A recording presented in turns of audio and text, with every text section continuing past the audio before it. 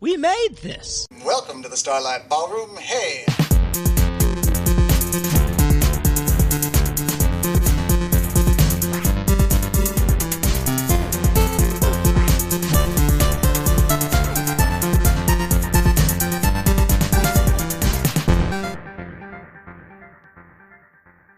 Hello and welcome to this special We Made This Podcast Network presentation of Shipwrecked and Comatose, sort of.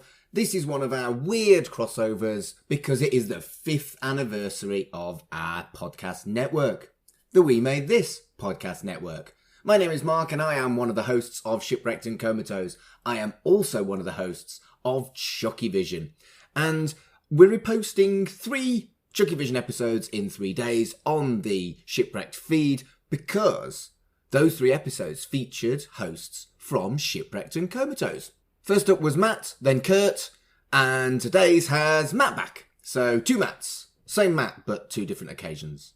And whilst these are tenuously linked to Shipwrecked and Comatose in as much as it is just our hosts, they were actually kind of cool to do last year when ChuckyVision did some crossovers before we knew that we were supposed to be doing crossovers for the anniversary.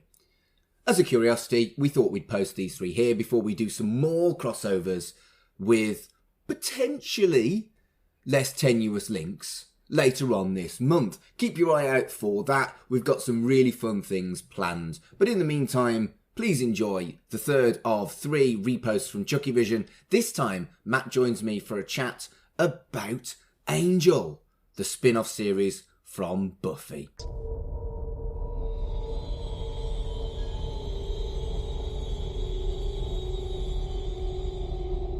Hello and welcome to ChuckyVision, the podcast about Chucky and things related to him here on the...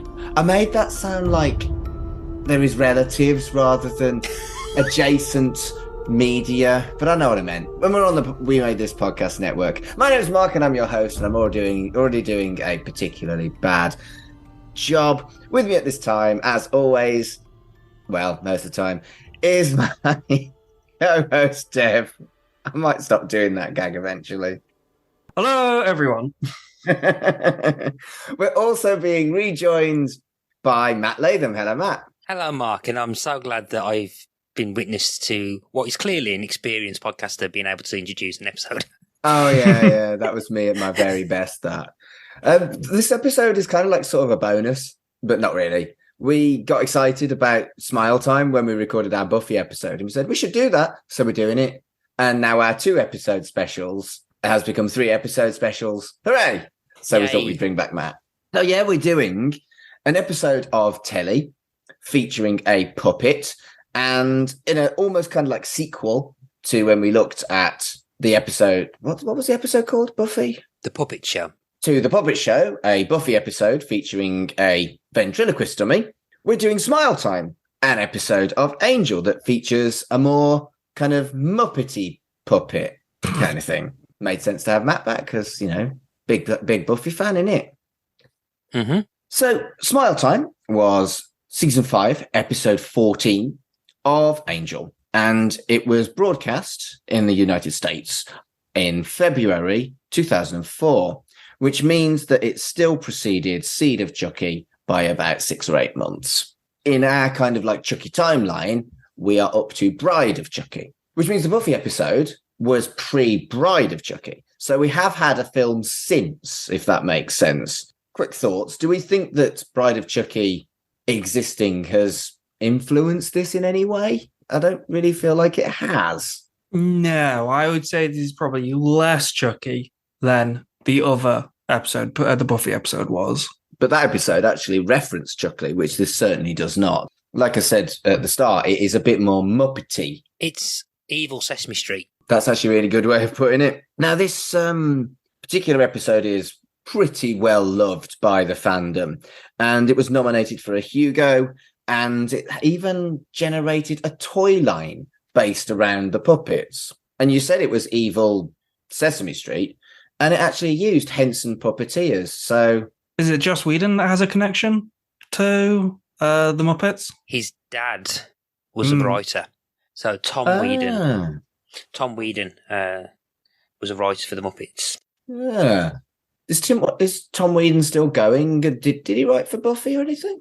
No, he passed away in 2016. He went to go and work for the Children's Television Workshop. So I think he became a head writer for the Electric Company in season 2. Also wrote for the joint Sesame Street Electric Company special Out to Lunch. And yeah, and that was it. And I think he also wrote for the Golden Girls, Dick Cavett, Alice Benson, Captain Kangaroo, and Between the Lines. I have no idea who. I've heard about one of those shows, but I need to click on. I need to find out what Captain Kangaroo is. Captain Kangaroo does sound good. So, a cold open is really fucking creepy, actually. Very kind of comfortable putting this into a podcast about horror films. The touch it thing, do we feel like that was supposed to feel a bit pedo? It's definitely darker. You can really tell the experience gained by everyone from Buffy to this. Like the whole puppet show with the ventriloquist doll. It was all very surface level, like, oh, isn't a ventriloquist doll scary? And they didn't necessarily really do anything with it or any twist or anything like that. It was, I mean, Buffy would go on to have some very creepy, unnerving episodes, but season 1 Buffy is not that scary. Whereas here, yeah, this whole cold opening has a very unnerving atmosphere. They've really learnt how to put actual horror into this show now. Yeah, it's not unintentional. Like, they didn't know what they were doing. Well, Angel was always, from the outset, meant to be much darker than its parent show anyway. I think highlighting a slightly more sinister, kind of darker threat, I think kind of deliberate. Particularly as watching this, usually being kind of preconditioned, particularly when there's kind of children involved in drama or anything that happens to children is usually off screen. And what shocked me was the visual of the child. Yes, the really nasty Joker smile. Yeah, and that was actually quite effective. And I've not watched this since I think it first aired. So it's been about 19 years since I watched this. And I completely forgot about that. And that almost nearly jump scared me. I was like, oh, bloody hell. Yeah, this was my first time watching the episode. And my knowledge of this, I'd seen the pictures and the scene of Spike versus Angel. I'd seen stuff like that, so my knowledge of this episode was that it was a very funny comedy episode, and there is comedy in it, but it's handled quite well with the horror. I didn't realize the horror was going to be so effective in this episode as well. And as cold opens go, some of the Angel, some of the Buffy ones, they're just kind of there because the tradition was to have a cold open. Some of them are really, really effective. And this one is one of the strongest cold opens I could have named for you that they ever did on Buffy and Angel. I think it's a scarier type of villain as well. We would compare it to the horror they were doing in the puppet show with that cold open, which was that old ChuckyVision cam, running around, running into people's knees and stuff. I mean, it's campy horror. This is scary than the Muppets going around attacking people. They can get to people through the TVs. It's kind of like The Ring almost. What I think it kind of highlights again the kind of difference between these and the Buffy episode in terms of its kind of scope and what Angel was always meant to do. Angel was always meant to feel bigger. It was like threats were meant to be a lot more wider, more epic. I've always felt that the apocalypses on Angel were actually kind of world-threatening, whereas with Buffy, it kind of always felt anything that erupted will probably just not get past the town borders. But here, where you've got a kind of puppet attacking about 20 kids in a talent show, here you've got something that can easily go across my knowledge of TV setup or how television works or local TV works in LA. But what you've got something that is going around the entire city of LA, which means there are millions and millions of potential victims as opposed to 20. So the threat is immediately established. As the episode goes on, it kind of does highlight that, yes, this is something that's a lot bigger. There's a lot more of a threat to a lot more people, from the get-go. And then they have the Angel spin on it. If this was a Buffy Monster of the Week, they'd be like, oh no, they're going to devour the children's souls and stuff. But this is Angel where everything is business related. Yeah. So they're going to use the souls to bargain their way through hell. It's like a business thing for them. It really is one of those things that kind of highlights the difference between Buffy and Angel. It feels like Angel was always aimed at people who started as teenagers watching Buffy, but are now in their early 20s or late teens at least. The subject matter here really is a nastier, more controversial subject matter. And the opener is just genuinely sublime and creepy, and a really, really good just couple of minutes of scene setting that I knew this episode. I've watched this episode quite a lot, but rewatching it for this, I was like, damn, that was really good. Again, another scene of good creepiness is when Angel goes to investigate the place. It's just especially comparing it to the Puppet Show again. I swear maybe season 1 uses quite a bit of like stock music and stuff, but yeah, it's never really serious like music until like later seasons. But yeah, there's like a weird, like almost David Lynchian ambient drone in the score that is very, very creepy.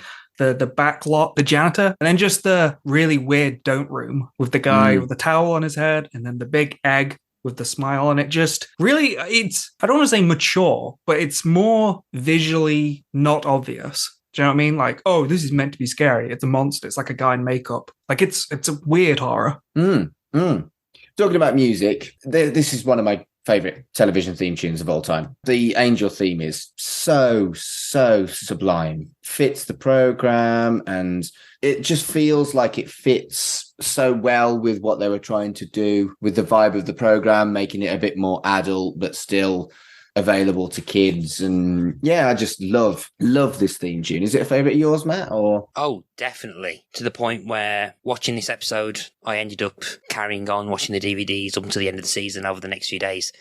Brilliant. So I finished season 5. Still haven't watched the first 13 episodes of season 5 is now that I still haven't watched since the show first aired, but every single time, well, one, mainly because I was watching on DVDs, and I did suddenly try and reach for the skip intro button at first, and then realised, no, I'm on DVDs. But then, I'm like, why am I skipping this? This is great.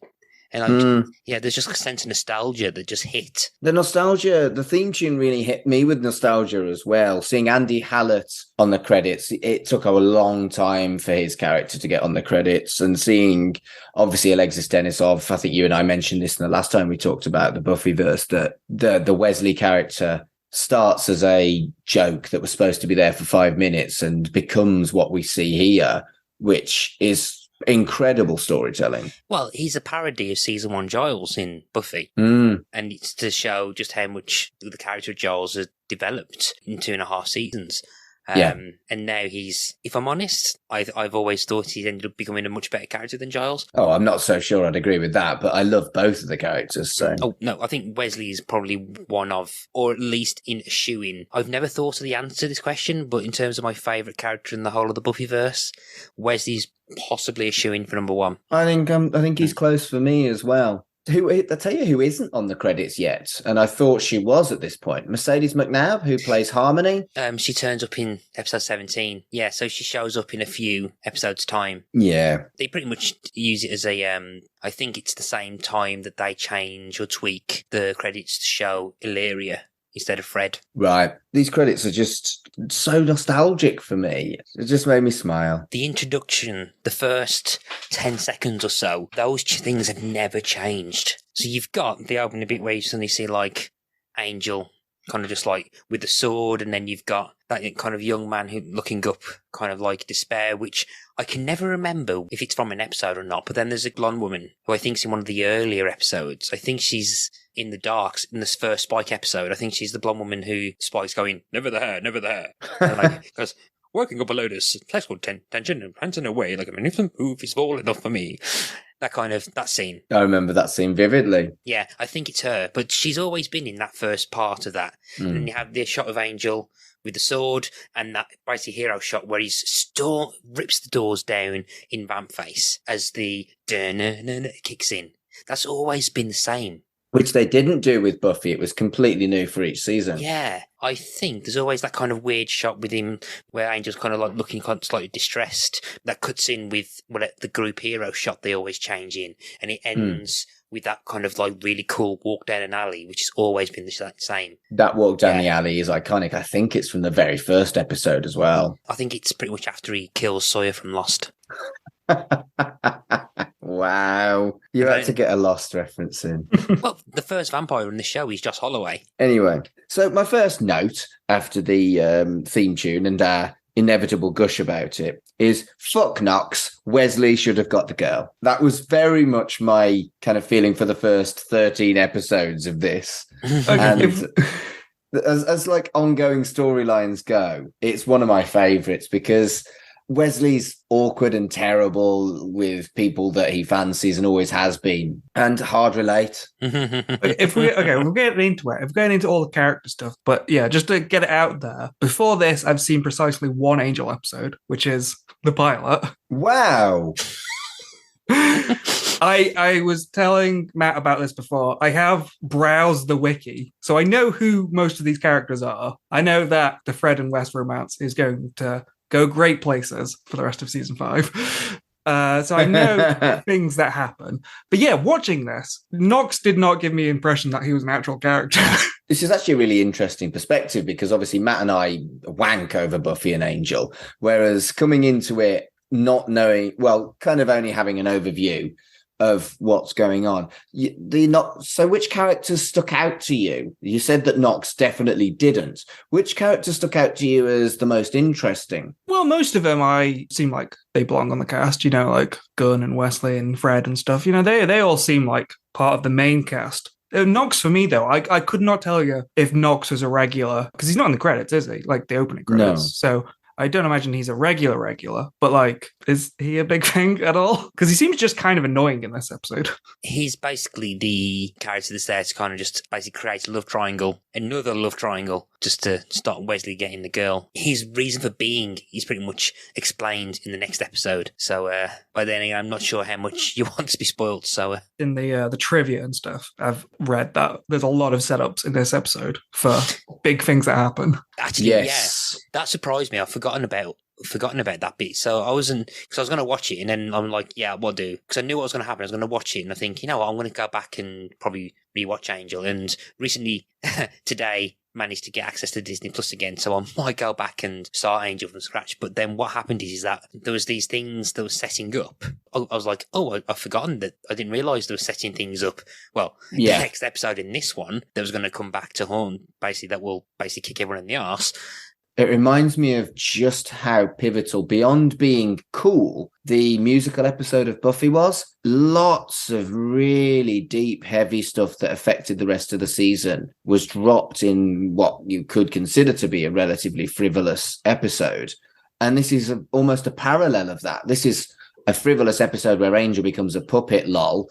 But, the Gunn storyline, which then leads into the Illyria storyline and then the Nina storyline, everything progresses quite significantly in this, like it did in Once More with Feeling. See, I think Once More with Feeling is the end of the first act of season 6. I think that's more or less like a closer rather than, I don't know if the parallel works. I can see your point in that it's saying, this is how the shows kind of balance the gimmicks with, actually, no, there's something happening in this. But this feels like it's setting up Act 1 or setting up the last act of the third act for the season rather than closing. So Once More with Feeling is the cap of season 6. So season 6 part 1 leading into Buggy Rosa and everyone finding out that Buffy was in heaven, blah, blah, blah. This is more a case of, we'll have a funny episode. Look at Dave Boreanaz voicing a puppet. Look at all the Muppety stuff. But what we're actually doing is we're starting to seed in,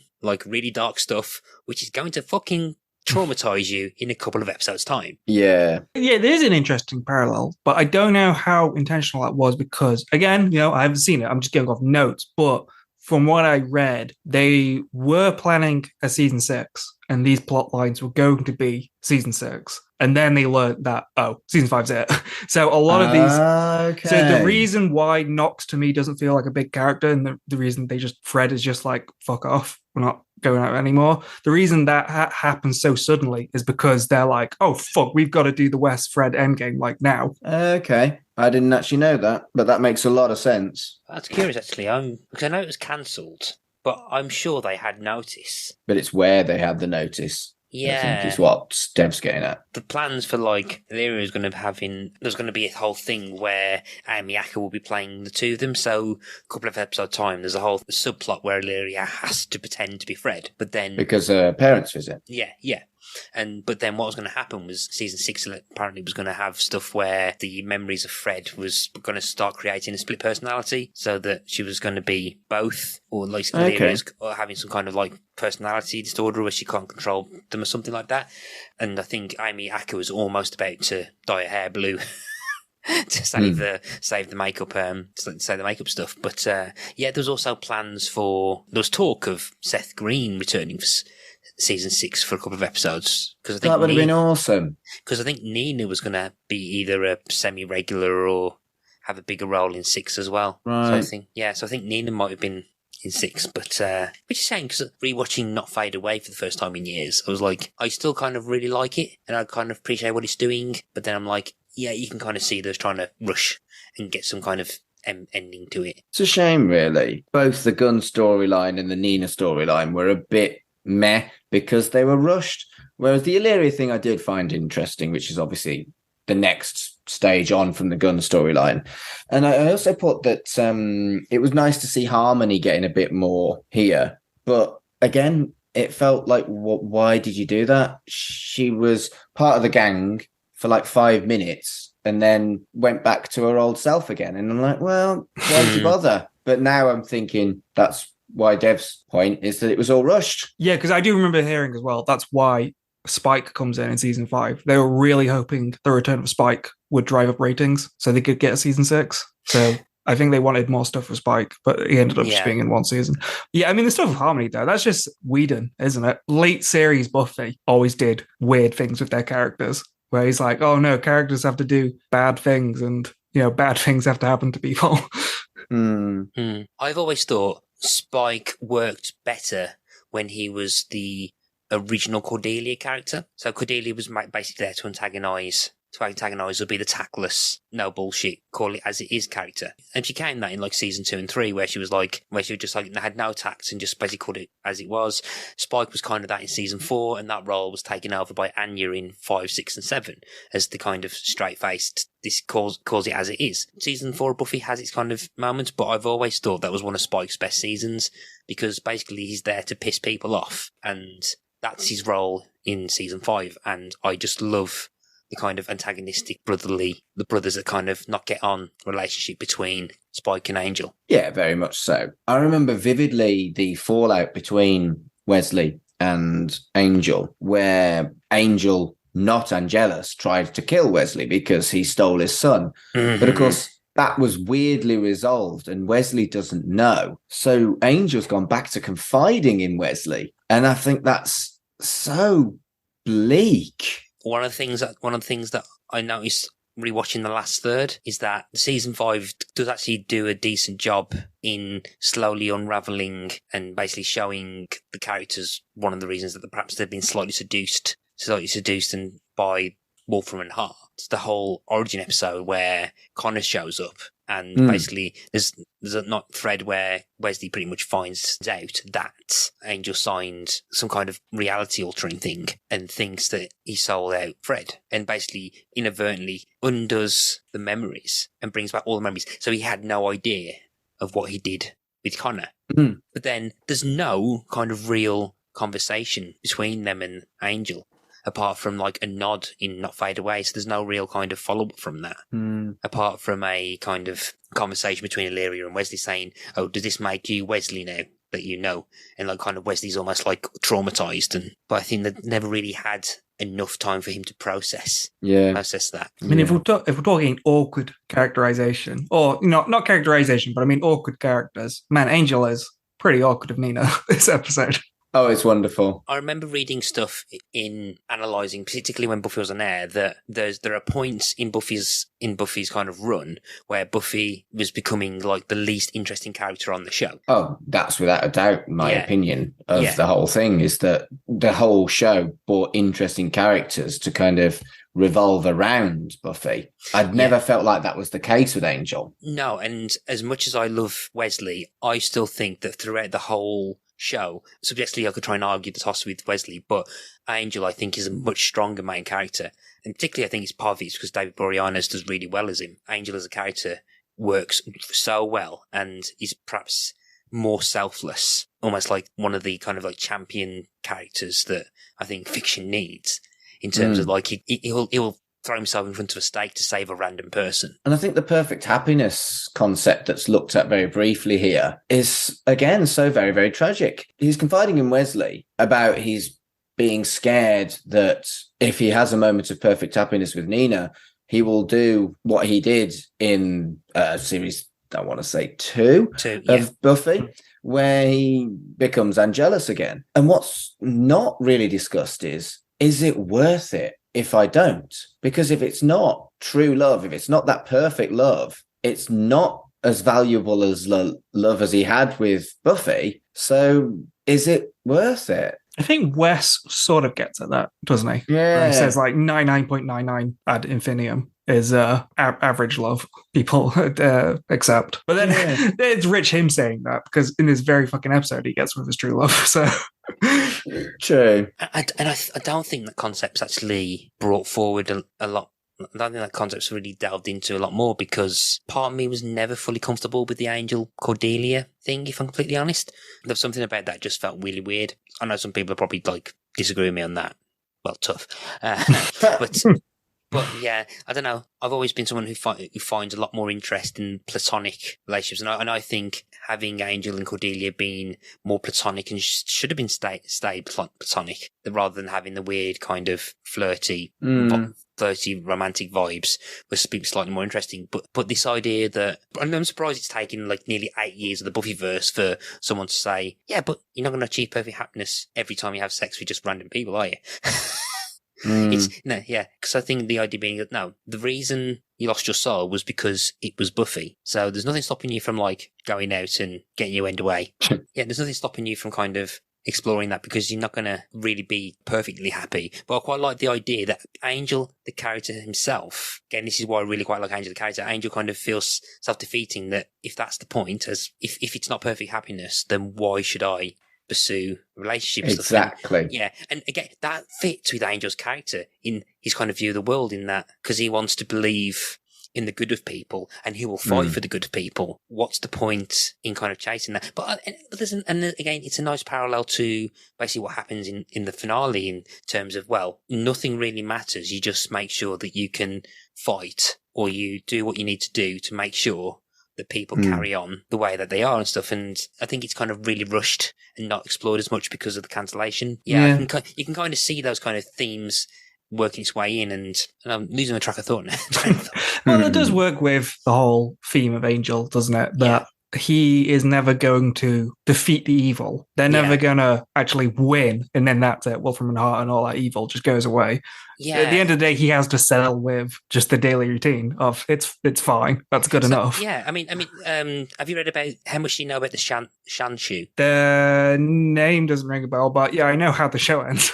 Okay, Shanshu with LA is the season 1 finale, and one of my favourite finales in the whole of the Buffyverse, actually. I think that's probably my top 5 of Angel episodes of all time, because I remember kind of watching it, being really excited. The idea being is there's this prophecy with Angel, and they find this prophecy, and Angel's drawn to it. Wesley reads it and thinks, oh, the angel with the soul will die. But then at the very end of the episode, it's like, no, you're going to live. And he gets confused. And the idea being that Angel will die, but then become human as a reward for being champion of fighting the good fights. His reward will be that he'll become human again. One of the good, clever things that the show kind of does, seen in the last episode, is that Angel has to give that away and signs the Shanshu prophecy to, spoil it. Anyone listening to this, I apologise for any spoilers, but I'm just spoiling the last episode. But Angel signs away the rights basically nulls that prophecy, so he'll never become human as a reward. But he does it without batting an eyelid, so that he can become like a sleeper agent in this like massive circle of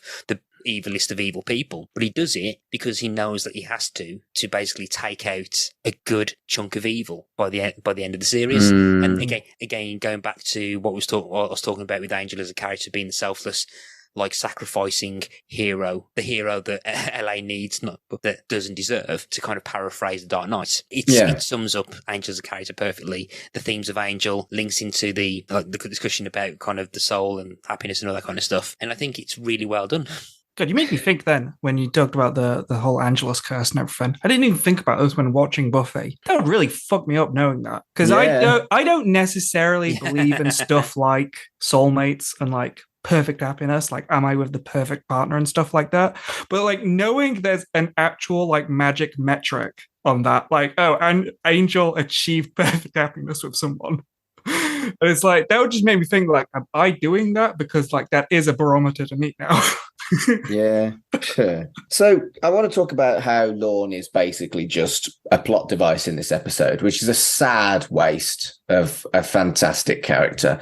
But across the series, he's actually a remarkable character. So it's unfortunate we're not really going to get to talk about Lorne, as he's not in this. The next big note I have in my note is just how incredibly good the Angel puppet is. Yeah, it's very cool. It kind of does that Chucky thing, where by the end of it, you're just like, yeah, that's just a character. But you don't really think about the artifice behind it, because there is quite a lot of life to it. Absolutely. And I've put here, the eyebrows make it. And there's obviously some real thought into making it look like David Boreanaz as Angel, some gentle kind of jabs at his physical appearance. But he is perpetually sad. Yeah. With a big frown. But it's, when you think about, this is one episode into getting this puppet right. It feels like one of those things where it's like setting up the puppet and the puppeteers behind like the desk and stuff. Like that takes more time. It does feel like a showcase episode, like Once More with Feeling, like Hush. I just love the puppet. What's your opinion of the puppet, Matt? I love it. I think it looks great. I think it does have a kind of parody of stereotypical angelness of the character, with that scowl, the kind of constant brooding look. Hilarious. As well as the hair. And yet it still manages to stay cute, despite being grumpy as fuck. Definitely, yeah. But I think if there's something I can criticise the episode on, is that the idea that the puppet form is kind of enhancing or kind of changing Angel's emotional state. That was, I felt, a very tagged on line by Gunn, when he says something like, oh, he's got proportional puppet emotion. What? Yeah. What does that mean? Yeah. So like when he starts suddenly getting hyperactive and kind of like overly animated, it's not fully explained, and the episode tries to write around it. Again, because he looks so much like a Muppet, they tried to make him more Muppety. And that line, I just don't think it was needed. It's implicit that he's a puppet, so he's... I know what you mean. Yeah, I can imagine them getting a producer's note. Oh, why does he act like this? Just because he's a puppet. It doesn't need explaining. Either they have a whole scene talking about why he's different, or nothing. That's their compromise. Yeah, so like, I don't know whether it's just trying so that they can get him to kind of like hug Fred. I don't know. That's always kind of like, I've never fully understood where he suddenly starts trying to be overly hyperactive and try to explain it away and everything. And you can probably say it's just the shock of turning into a puppet, but I don't know. Because then suddenly he goes, oh, it's smile time, it's smile time, it's smile time. And then tries to go and watch the show for... But again, that could be construed as part of the spell. True. That, you know, he wants to watch Smile Time because he's a puppet now. But what I think is really fascinating about this scene, and I'd like Dev's opinion on this actually, every character's reaction to seeing Angel as a puppet is really, really good kind of character depiction for that specific character. Did you feel like you learned a lot about the characters as you saw them react to the puppet, Dev? As for each individual character, I don't know, maybe I'd have to rewatch it for that. But I did read, other than just trivia, I read a couple reviews of it. And someone did note that the only character to ask earnestly if Angel's okay was Nina. Everyone else kind of like, not in a mean way, but I guess because they're so used to weird shit happening every week, no one really properly asks what Angel's going through. They just sort of like, they acknowledge that it's just funny. Even Fred is distracted by what's going on in the love life and the science lab. Yeah, you're right. I think Spike's reaction is my favourite. Well, that's fitting Spike, wasn't it? Yeah. It's like, no one knows. This does not go beyond these walls. And then suddenly Spike walks in. You're a bloody puppet! Wonderful. and and you've got the James Masters must have really enjoyed having to scrap with a Muppet. He seems to be enjoying that scene a bit too much. I love that he gets jobbed out to a puppet. Yeah. I think that's actually said when I went on the Wikipedia. They had to do a couple takes because Masters was really getting into it and like throwing him around. Which works because it's probably the closest you can get to being like, that's, not real because how they puppet it, but still, even, in the action and in the comedy of it where you're laughing at it, yeah, it's totally believable that you can just believe that puppet is alive. I've always held belief that in an actual fight, Angel would own Spike easily. Well, also because the show's called Angel, but what did you take on the cavemen versus astronauts? Or is that's not this episode, is it? That's not this episode. I have seen that. That was a very funny scene. What I like about this as well is there's a cheeky nod to regular watchers, regular fans. They bring the mustard guy back, and the mustard guy plays Frumpkin, and the mustard guy is David Fury, who is a producer of both Buffy and Angel. Mustard guy was a lol, whereas I think he does a pretty good job here. He's not an actor, and he gets some lines, and he genuinely portrays fear. Yeah, I think he does a really good job. I just wonder why they cast him rather than getting an actor. I'm not sure, actually. I mean, the visual is quite striking. Is that the first? Yeah, that's the first time you see that the puppets are puppeteering the humans. That's when you see Polo pull his hand out of the back of him. Yeah, it's grim. That's quite a dark image. I do wonder whether the casting of Fury is a case of because it's a comedy episode, I'm wondering whether it's a way of misdirecting the longer term viewers who, like me and Mark, will be going, it's the mustard guy, it's David Fury in a cameo. And then suddenly, when he suddenly slumps, I think that's meant to kind of suddenly unnerve the longer term viewer because we're kind of caught up in it's David Fury. And when his true nature is kind of revealed of what has happened to him, I think that's supposed to kind of be a misdirect. And I think his casting's deliberate for that. Yeah, it is quite jarring. And I think you're right. They got the mustard out. It's fucking great. The mustard out. And that is silly and a cameo for someone involved in the show. You're like, why the fuck have they cast David Fury? Oh, that's grim. Yeah, I don't know him as well as you guys do, but I would imagine the first persona, when he's really friendly, I imagine that is probably something what he's like. And they're like, it's something like, oh, David Fury could host a kids' TV show like this. He could be he's a friendly guy. But then, you are right, Mark. Oh, he's the friendly guy, and then he's the dead guy in pain. But there's also the other in-between one when he's threatening Gunn and Latham put up a fight, and he's a little bit sinister there. For a very small part, he gets a good range of acting there. But it does feel like more than a cameo. This is a role. This isn't they got the mustard out and then jazz hands. This is an actual important role in the episode. Yeah, because you do think he's the bad guy for a solid minute. Well, let's talk about Ratio. Ratio is super cute, almost like Chewie. In as much as everyone around him knows what he's saying, even though he's just making nonsense noises. I mean, it's not quite... It's like peep, peep, peep, peep. It's fascinating that it is so well done that this is a cutesy character. Even though it's like peep, peep, peep, he's still really, really nasty. And that's interesting because obviously you can turn the other puppets and make them scowl and make their voices change. This is basically a cross between Sweep from Sooty and Bungle. And it's nasty and it shouldn't work, but it really does. I see him as kind of like the muscle henchman.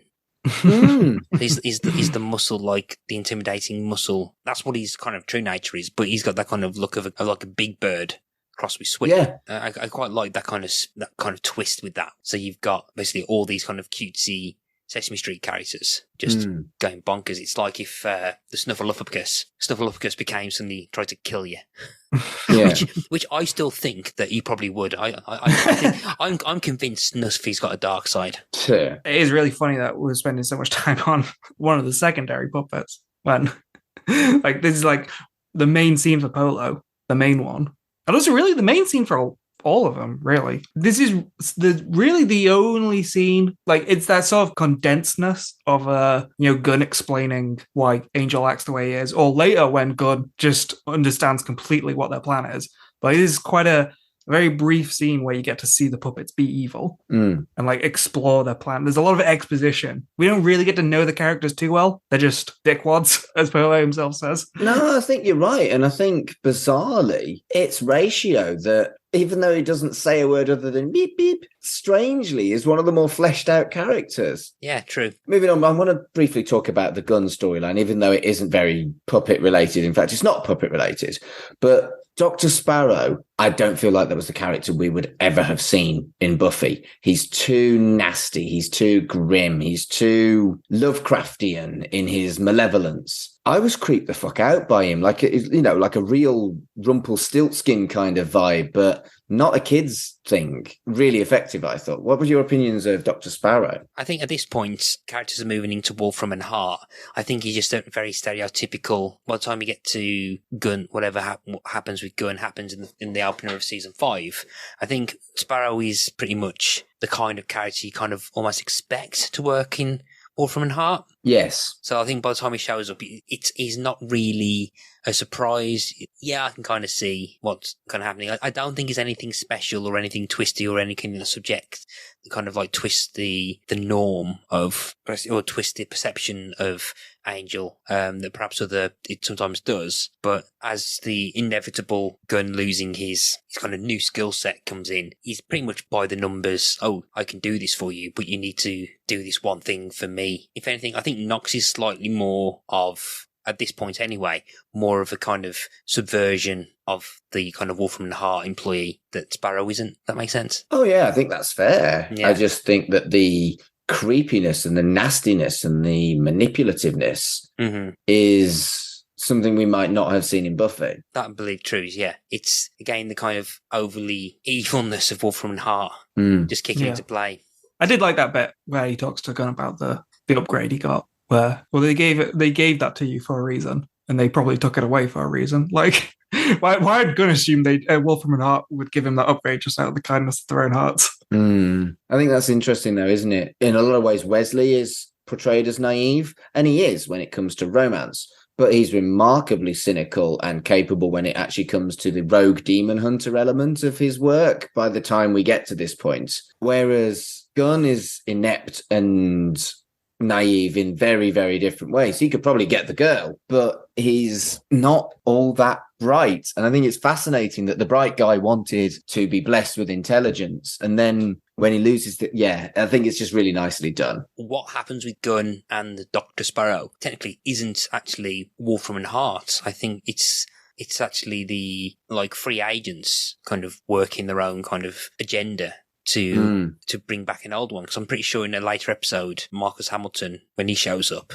says that whatever was ever happening to, basically whatever happened to Fred wasn't actually the senior partners, it was something else. So there's a whole thing about, because the show always kind of plays with destiny and free will. This is the free will of these followers of this ancient god wanting to bring it back, which again, the show doesn't really have time to kind of delve into this point. So I did feel like Gunn's return to Lawyer Smooth, where the next scene he's in, he's back, and he's there, and he's got the knowledge. I found that strangely like grim and incongruous and really effective. Yeah, I took it from that as well. There's a real darkly comic irony to that scene as well, when he just talks so casually about like that hell has like public record, and they do like inventory and like paperwork and stuff on deals and stuff that go back years. And it's like, there's kind of something horrifying and sad about the fact that like if Team Angel were intelligent enough, like Gunn is right here, then they could probably solve their cases a lot easier with what's available.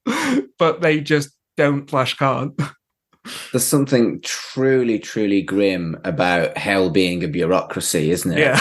Hey, all the paperwork's there. You just got to go through it. It fits the character. It works for the character development, but it is also very cheeky exposition so that everyone knows that the puppets are evil. Yeah. You mentioned this when we talked about the theme tune, Matt. Both Buffy and Angel were quite regularly filming scenes that were designed to be like the hero leading his followers as part of the theme tune. That changed regularly on each series of both shows. And I love how they parody themselves with the puppet leading the band of heroes behind him. And I would have loved to have seen that make the theme tune.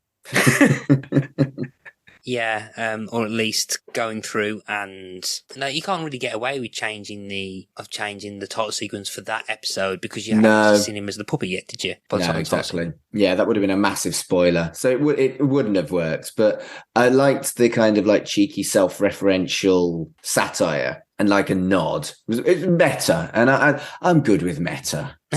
Again, I want to talk about more puppetry stuff. I think maybe this is what we should be talking about rather than the long-term plots. And Ratio's run absolutely popped me. I howled with laughter. You know, when you're like laughing at something so much that you start to miss what's going on? I nearly had to pause. And the comedy and the puppetry in this episode, there's a reason why it won a fucking Hugo.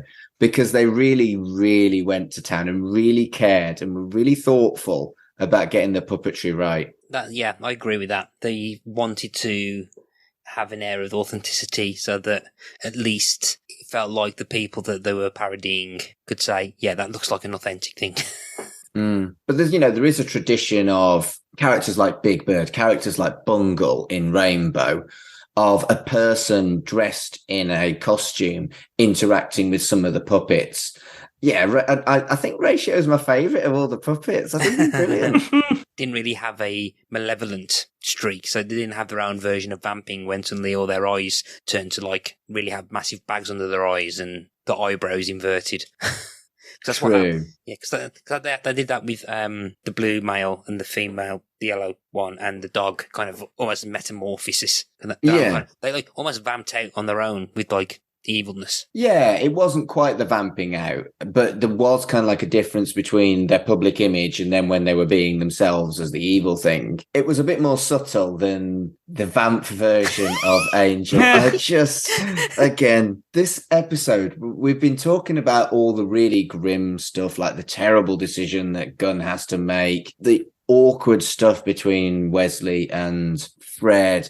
That whilst that stuff is strong, the comedy, the puppetry, this episode is just bang on, and somebody somewhere came up with this concept and they did it so damn well. What I like with that as well is that it comes to the point where I think as the viewer you probably forget that Angel can vamp out because he doesn't. Mm-hmm. So you're enjoying, it's funny, and then you suddenly remember that crap is when he suddenly morphs to the vampire, like, oh yeah, I forgot about that. I didn't realise he'd be able to vamp out as a puppet. And it's so well done as well. And it also, from a very cynical, looking at the world like He-Man point of view, it's another puppet that they can sell, innit? Yeah.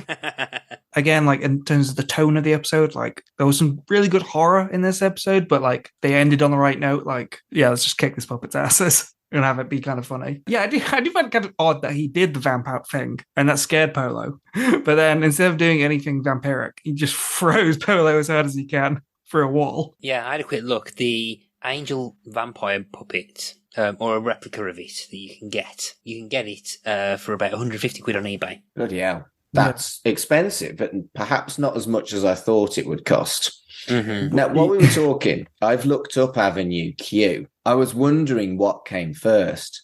Avenue Q started in 2003 off Broadway and actually managed to get to Broadway by the end of 2003. So Avenue Q was about a year old when this was launched. I would be surprised if it was that influenced this, but it did give me some Avenue Q vibes because, puppets with adult themes. There's no real kind of like lustiness or anything that's covered in Avenue Q in this other than adult puppets, really. No, I was going to say, yeah, I don't think there is a coincidence there because I looked it up. People that played the puppets in this, I was like, are they voice actors? Are they anything? Yeah, the puppeteers for this who did the voices, they also did stuff like Sesame Street and the Muppets and stuff like that. But I noticed a few of them, like Polo, they worked on the show Crank Yankers, which is another adult puppet show. It's like it's puppets, but like they do prank phone calls. And that was 2002. Seems like it was just the millennium was the time for adult orientated puppets. But I mean, shout out to Avenue Q. It is great. Oh, it's brilliant. Have you seen Avenue Q, Dev? I haven't. I had to look it up. I didn't know what it was. I've seen it a couple of times and it's so much fun. I think it's still going. Weirdly enough, also in 2002, there was another show. Did either of you see Greg the Bunny? No. But I've always wanted to see because there's a Buffy link to it, but I'll let you explain it. Yeah, Greg the Bunny. It's like humans and Muppets working together. The Muppets themselves would do it later with like their office theme show. But it's like a behind the scenes look at a Sesame Street show where humans and puppets work together. And the main creator and actor is Seth Green. Huh. Yeah, I've never watched it, but I remember when it first kind of aired and stuff, like, I need to check that out, and I never did. If I remember right, it was pretty good. It was sort of like BoJack Horseman, where it's funny, but then it gets really dark and sad. Yeah. I've sat through this episode and loved it, but I've not actually made that many notes. The next note I've got is I would totally go for a date with Puppet Angel and go for breakfast. If you fancied someone and they were a puppet the next day, how would you deal with this? I think it's so ridiculous that you'd probably just have to go on a date with a puppet, wouldn't you? Would you go on a date with a puppet? Yeah, sure. It is a nice breakfast for them because there is the weird subplot where Nina thinks she's killed Angel. Oh yeah, because there's that great line where I think where Lorne picks up and goes, "We need a medic or a tailor, need a medic or a seamstress or something like that." Yeah. Kind of an odd subplot that where Angel gets absolutely destroyed. And then just in the next scene, he's fine. Well, yeah, because he gets sewed back together, doesn't he? But then he has the claws on the face then, because he has the Nina's scratch marks for the rest of the episode. Yeah, I'm glad you mentioned that because that was a note of mine. And sort of the weird magic logic of this, that he doesn't look like Bride of Chucky, or he doesn't look like Chucky in Bride of Chucky, and that he's all stitched together like Frankenstein. Weirdly, the scratch marks on him are new felt, technically. Yes. So weird logic to that. Well, vampires heal very fast, so maybe that's where the felt comes from. I don't know why I'm trying to put logic into this, and I don't think anyone really thought about it, like you say. Also, strangely, that Nina would attack him. Why is a werewolf trying to eat felt? Yeah, the werewolf lore in Buffy is, I think there's the primal nature of the wolf takes over, so there's not really any kind of like control from the human side, and the humans don't really have any knowledge or memory of what they do as a wolf. I think some might. She can't eat a puppet, and the primal urge is to kill a thing to eat it, and you can't eat felt. Maybe that's why Angel survived. She bit him a bit and then was like, oh no, this doesn't taste good. Yeah, but then dogs will just chew anything. My sister's dog that is true. He just destroys everything that he's been given. So yeah, that's the nature there. To prove it. Ah, and then obviously at the end there is Wes and Fred getting together, and that is where Angel ends. There are no more episodes of Angel ever. They all live happily ever after, and we don't need to think about what happens other than Wes and Fred living together in perfect happiness forever and ever and ever. Yes, but then you are writing out Spike's clipboard adds continuity, and I can't forgive you for that. Oh. You hit me, and I put that on my clipboard. Is there anything else you two wanted to talk about on this episode? I can talk about Angel for hours and hours. This episode specifically, you've been bad enough anyway. Yeah. I do want to point out that when you mentioned this is Angel Not Angelus and the pillow thing, I still have vivid memories of watching that for the first time and my jaw dropping. Yeah. One thing, because this was the first time I watched it for, as I said, ages. What struck me actually was, and I'm gonna find it interesting rewatching the first half of season 5, was the mechanics for the first 10, 12 minutes. Very naughty legal drama, formulaic, procedural. So like this felt like it was almost like Boston Legal at times. It was, oh yeah, so and so. Oh yeah, we've got this case. Blah blah blah blah blah. Then you cut to kind of like the quirky receptionist kind of talking to another member of the cast. It was very, very procedural, and I was like, I don't remember Angel ever feeling like the good wife or something, or anything like that. So there's just like this weird moment where it felt so 2004, and I'm like, yeah, well, it wasn't 2004, but almost formulate plots that Okay, it did do, and particularly season 5 especially. But yeah, that kind of struck me immediately, and I don't know whether that's because I'd been watching like The Good Wife, like a few months ago. I've been binging all of that for the first time, so I don't know whether that kind of formulaic nature kind of maybe that's deliberate in as much as you get the really creepy puppety cold open, and then you get 5 or so minutes of really kind of procedural, legal, they're in Wolfram and Hart to give you the massive kind of like, oh shit moment when he turns into a fucking puppet. True, yeah. I'm wondering whether that's as well is. I wonder if at this point, whether it's something that was supposed to try and get newer viewers in, or anyone who's just casual viewers back into it. Yeah, I don't want to say it's cribbing on them, but like I do think, a lot of the, as you say, the formula. Well, not formula, tone. How'd you say? Style. Yeah. Yeah, it's like Law and Order and stuff would be very popular at this time. Yeah. So kind of copying that, and also like you can tell it's post CSI. Like CSI had started only a couple of years before this because Fred can do anything in the lab. Like she can break down plasma on a subcellular level. But then again, though, it's probably a haunted, magical, like, microscope or something, so they've got that anyway. But yeah, it was just like so you have this specialist, then it cuts to the science specialist, then you got someone saying, oh, yes, quirky science character to do this, can look at this. Yes, it's blah, blah, blah, blah, blah. Yes, the legal person, blah, blah, blah, blah, blah. Oh, yes, now we have a scene where another member of the ensemble is talking to the fit, attractive blonde receptionist who doesn't really have a role in the ensemble apart from to try and get the glamour shots up in the cast photos, which is like wow. I'm quite cynical on most of the procedural dramas, as you can tell. Clearly, yeah, I found that quite fascinating though, and to be fair, Good Wife was 2009, but I did find that kind of nostalgic kind of like pang for that kind of formulaic network TV thing, and it just jumped out at me because I never really saw Buffy and Angel as that kind of procedural. I think they are just sort of like subverting and playing with what is successful at the time. Like, I think that's why Buffy was so successful, because it was teen drama, but with all the monster stuff. So it had that very good Venn diagram of stereotypical boys and girls both could get into Buffy. As deep and as interesting, as complex as Angel is, it's maybe less of a safe bet for them. The audience for Buffy and Law and Order is not as one-to-one. I mean, season 1 of Angel is quite formulaic in terms of its structure, and I think there's a case for pretty much some of season 2 as well. It is a private detective show more than anything. I think it's just because the ensemble is like 3 people at that time, so it doesn't feel as vast as it is. It is more or less almost an early 90s public access private eye detective show, more or less. I never saw Angel as that big ensemble show, so yeah, I just found that quite interesting at the time. So right, well, we've finished our 3-week run that was supposed to be a 2-week run, but is now a 3-week run of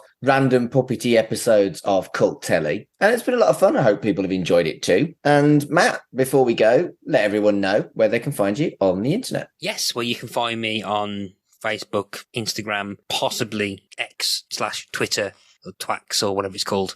We're not calling it X, are we? It's fucking Twitter. Well, you can probably find me more on Threads or Blue Sky, more than perhaps the artist formerly known as Twitter at the moment. But if you search for Pick a Disc, then it's probably me on there. So you can find me about my music podcast, where I talk to people about albums that they like. At the time of this is airing, I shall be in season 2 on my other podcast, Ask Us About Loom, where I talk about adventure games, point-and-click adventures and interactive fiction, etc., etc., etc. So if you search for Ask Us About Loom, it's on that. Dev, what about you? Me, I barely use social media, so I'm on Twitter, though I don't tweet much.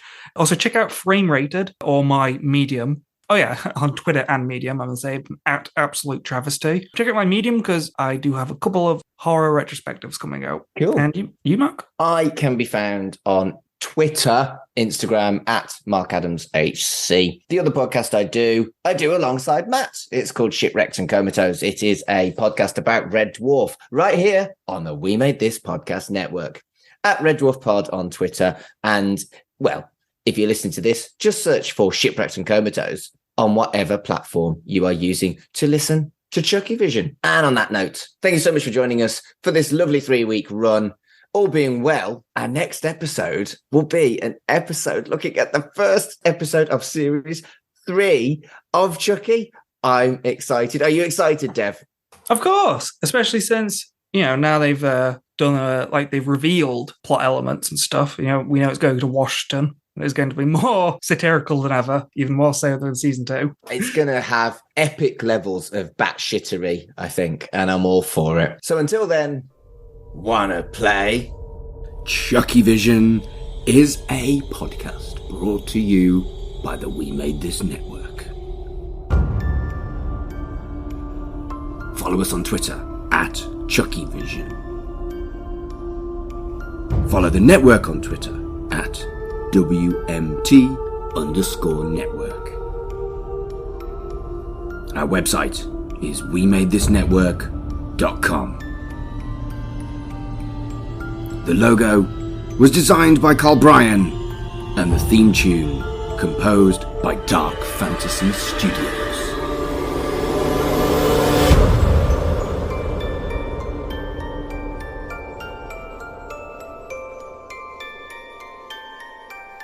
Wanna play? Do you like music and do you like podcasts? Chances are you like music podcasts. Take this one for example, Pick a Disc. I'm Matt Latham, and every fortnight a guest comes on to Pick a Disc to talk about an album for any reason that they want to. We'll talk about the album as a whole, we talk about the songs, we talk about any personal stories about the album, if they've ever seen the band live, and all sorts of other crazy tangents. And if at any point any of that made you want to listen to Pick a Disc, then you can find us on your podcast apps of choice or on the Facebooks and Twitters and Instagram under Pick a Disc. We're also on the We Made This Podcast Network on wemadethisnetwork.com and on Twitter at we_made_this. Goodbye.